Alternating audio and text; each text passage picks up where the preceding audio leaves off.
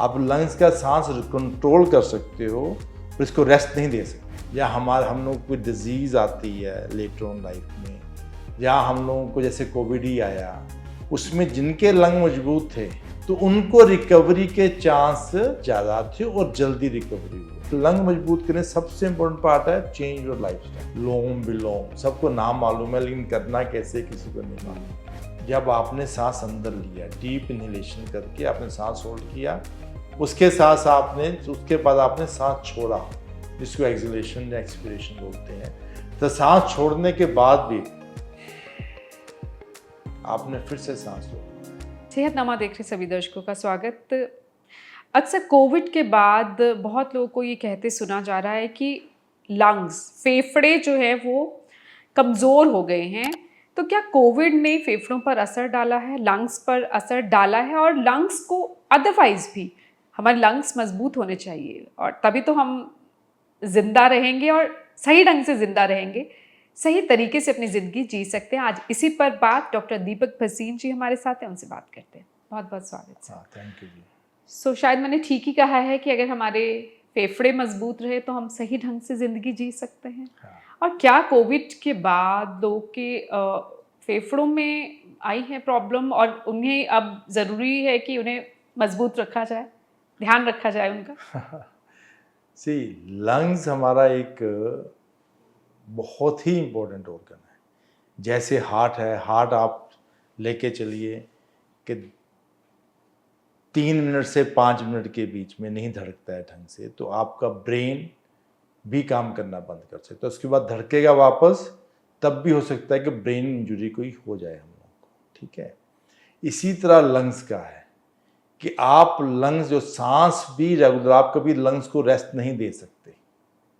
आप लंग्स का सांस कंट्रोल कर सकते हो पर इसको रेस्ट नहीं दे सकते। आप इंजरी जैसे बोलते हैं हम लोग, मान लीजिए हमारे हाथ में कहीं इंजरी आ गई है तो हम लोग उसको प्लास्टर बांध सकते हैं, फ्रैक्चर हो गया है तो कुछ भी कर सकते हैं, उसको रेस्ट दे सकते हैं, पर लंग्स को रेस्ट नहीं दिया जा सकता।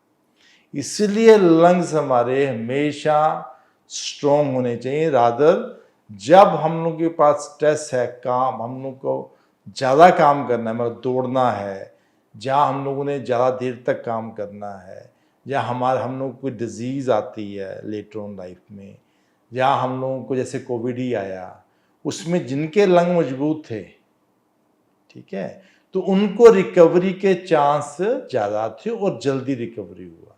जिनके लंग्स वीक थे, अब लंग्स वीक और लंग्स स्ट्रॉन्ग आप कैसे डिफरेंशिएट लंग्स वीक कैसे हो जाते हैं? हाँ, अब लंग्स वीक में सबसे तो इम्पोर्टेंट, आप जिस चीज़ को यूज़ करेंगे वो बढ़ेगी, जिसको आप यूज़ नहीं करेंगे वो कम होगी। अब हम लोग की लंग की कैपेसिटी अगर आप देखें तो कितने लीटर है, 4 लीटर 5 लीटर, आपकी हाइट से डिपेंड करता है, आपका लंग के साइज से डिपेंड करता है, ठीक है। लेकिन हम लोग जो नॉर्मल बैठे, अभी आप और हम सांस ले रहे हैं, तो हम लोग कितना सांस लेते होंगे? 700 ml, 800 ml, 1 लीटर भी नहीं ले रहे हैं हम लोग। उसमें से 150-200 ml हमारा ऊपर रह गया, 300-400 हमारा लंग के अंदर गया। और हम लोग अच्छा सांस ले रहे हैं तो, राइट, पर मोस्ट टाइम हम लोग वो भी नहीं लेते। अच्छा सांस मतलब डीप गहरी ब्रीदिंग सांस। करते हैं, लेकिन बात करते हो तो डीप ब्रीथ कर नहीं सकते आप, तो उसके लिए आपको अलग से एक्टिविटी करनी पड़ेगी। मीन्स जैसे अब हम लोगों ने मसल्स बनाने हैं, अब सबको बाइसेप्स का मालूम है। अब बाइसेप्स के लिए कोई डंबल लगाता है, जो कोई वेट उठाता है, जो कुछ भी करता है, शोल्डर बनाना है, जो चेस्ट मसल बनाने हैं, तो उसके लिए हम लोग की स्ट्रेंथनिंग होगी, राइट। पर सेम टाइम हम लोग को उस समय लंग की भी वर्किंग ज़्यादा होती है। जब उठाते हुए आप डीप ब्रेथ लेते हो, तो लंग स्ट्रॉन्ग कैसे होंगे? लंग स्ट्रॉन्ग होंगे जब आप एक्सरसाइज करोगे। तो बेसिकली लंग स्ट्रॉन्ग करने के लिए एक्सरसाइज ही सबसे बड़ा एक दायरा है जिसमें हम लोग अपने लंग्स को स्ट्रॉन्ग कर सकते हैं। कौन सी एक्सरसाइज जैसे लंग्स स्ट्रांग हो? हाँ, आप जिसमें भी हम लोगों की लंग की स्ट्रेचिंग, डीप ब्रीदिंग हो रही है repeatedly and on regular basis, मतलब कहने का कि अगर मैं हफ्ते में 5 से 6 दिन आउट ऑफ 7 डेज मैं ब्रिस्क वॉक करता हूँ, मैं रनिंग कर रहा हूँ, मैं साइकिलिंग कर रहा हूँ, राइट, या मैं योगा कर रहा हूँ, डीप ब्रीथ एक्सरसाइज कर रहा हूँ, किसी भी तरह की, तो उसके चलते हमारी लंग की कैपेसिटी बढ़ती है। नॉर्मली देखा गया है कि जो जैसे हमारी हाइट एक 16 या 18 साल की उम्र के बाद बढ़नी बंद हो जाती है, सिमिलरली लंग भी एक लेवल तक, हमारी एक एज तक 30 साल तक, 25 साल तक, इतने साल 25 से 30 साल तक ये बढ़ते हैं। उसके बाद 30 से 35 से इनकी कैपेसिटी कम होनी शुरू हो जाती है। किसी को 15 ml, 30 ml, 20 ml, 30 ml, depending upon कि आप कितना उसका एक्टिविटी यूज़ करते हैं। जहाँ हम लोग कोई स्मोकिंग तो नहीं कर रहा, जहाँ बैकग्राउंड में आस्थमा तो नहीं है, उसकी कैपेसिटी जल्दी कम हो जाती है। वो सब वेरी करता है, वो एक टेक्निकल चीज़ अलग से है।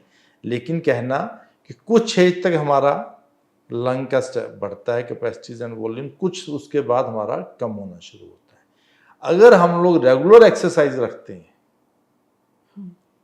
30 साल पे, 35 साल पे, आप सब बोलते हैं 40 के बाद अपना लाइफस्टाइल चेंज करो। मेरा कहना है कि आप शुरू से लाइफस्टाइल अपना ऐसा रखो जिसके चलते आपके लंग का जो स्ट्रेंथनिंग वाला पार्ट है, जो उसका स्ट्रॉन्ग, जिसको मजबूती जिसको बोलते हैं, वो तभी रहेगी। आप डीप ब्रीथ, आप एक्सरसाइज, तभी आप देखेंगे जितने हमारे आप मिल्खा सिंह जी थे, राइट, तो वो कितने साल तक एंड तक वो भाग रहे थे जब तक वो कोविड बाद में हुआ, राइट। तो कहना ये है कि जो स्पोर्ट्समैन है, अगर उनको कोई और डिजीज है सच नहीं होती, वो फिट रहते हैं लॉन्ग टर्म के, उनको सांस की दिक्कत नहीं रहती जल्दी। और जहाँ उनको अगर आप कहिए कि डिजीज, आप मान लीजिए किसी को गिरने से फ्रैक्चर आ रहा है, उसकी सर्जरी चाहिए, जहाँ एब्डोमिनल सर्जरी चाहिए, जिसको पेट की सर्जरी बोलते हैं, उसमें अगर हमारे लंग स्ट्रॉन्ग हैं तो हम लोग सर्जरी झेल जाते हैं, हाई रिस्क नहीं होती। तो इसलिए एक लंग मजबूत करने सबसे इम्पोर्टेंट पार्ट है चेंज योर लाइफस्टाइल। उसमें सबसे इम्पोर्टेंट है एक्सरसाइज, जिसमें कार्डियोवैस्कुलर जो हम लोग बोलते हैं वो वाला पार्ट। उसके बाद कार्डियो से सबसे सिंपल ढंग है जी ब्रिस्क वॉक। तो आप तेज चले, अगर आप की बॉडी अलाउ करती है तो। हाँ, नहीं, आप उसको बिल्ड कर सकते हैं। कैसे शुरू कर सकते हैं? आप 5 मिनट से शुरू करिए, उसके हफ्ते बाद 10 मिनट करिए, 15 मिनट करिए। तो दे से 30 to 45 minutes 5 days a week is more than enough. उससे ज़्यादा जरूरत नहीं होती, लेकिन आप उससे ज़्यादा करते हो तो इज ओके, तो अच्छी बात है वो। लेकिन लंग्स के लिए ब्रिस्क वॉक, जिसमें कार्डियोवैस्कुलर आ गया हमारा। उसके बाद मसल स्ट्रेंथनिंग, हमारे मसल, जैसे हम थोरेसिक कैविटी है जो जिसके अंदर लंग्स पड़े हुए हैं, अगर उसके मसल्स हमारे स्ट्रॉन्ग होते हैं, वो उसको बाहर अच्छा से खोलते हैं, तो उसकी मसल स्ट्रेंथनिंग भी चाहिए। It is not only lungs matters, it is muscles, जो हमारे मसल्स जिसको ढक रहे हैं, उस कैविटी में बड़ा हुआ है, उसको खोलने के लिए भी हम लोग को मसल स्ट्रेंथ की एक्सरसाइज चाहिए।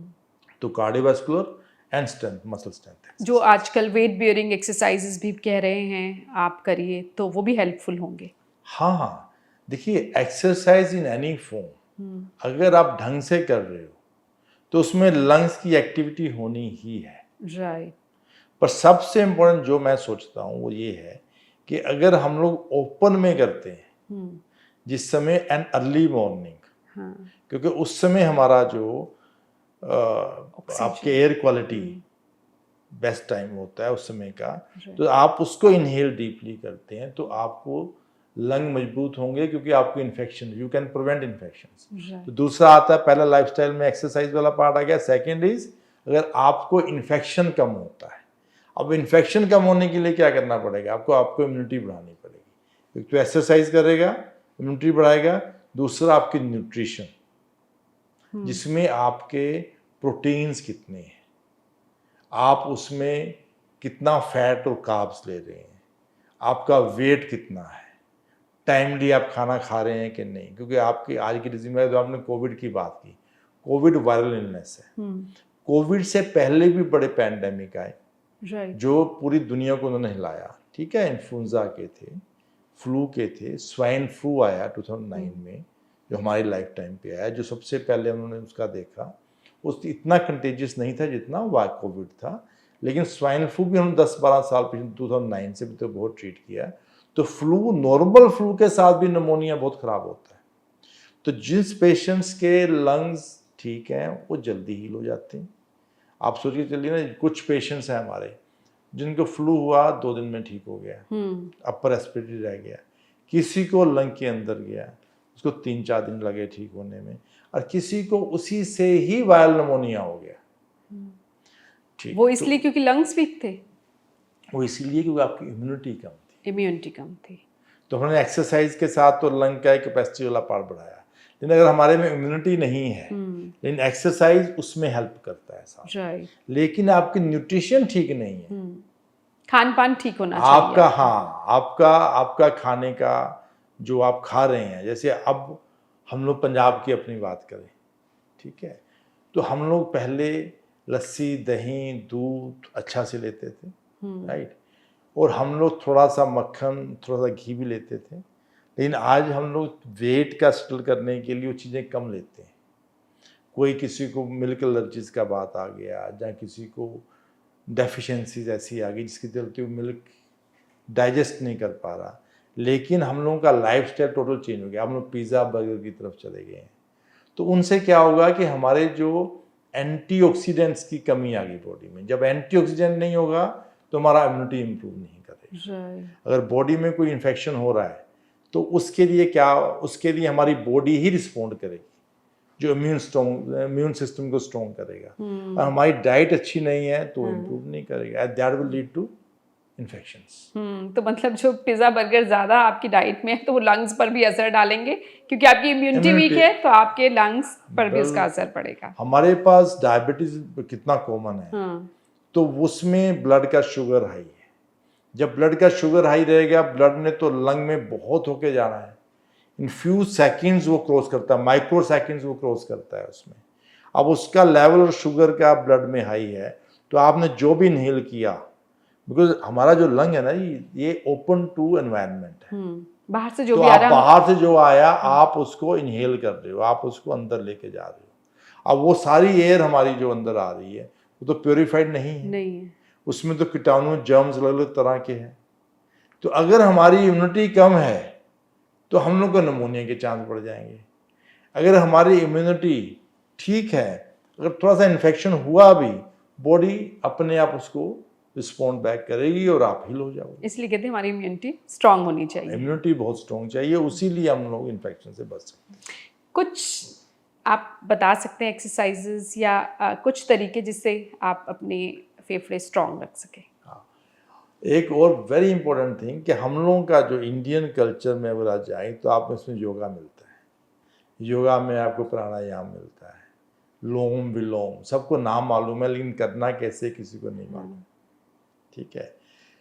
तो नॉर्मली ये नॉर्मल पीपल के लिए, जहाँ हम लोग जिसको पल्मोनरी रिहेबिलिटेशन बोलते हैं, जिनको severe COPD, obstructive airway disease, smoking relating है, जहाँ आस्थमा ट्रीट नहीं ठीक से हुआ लॉन्ग टर्म, उसके लिए है।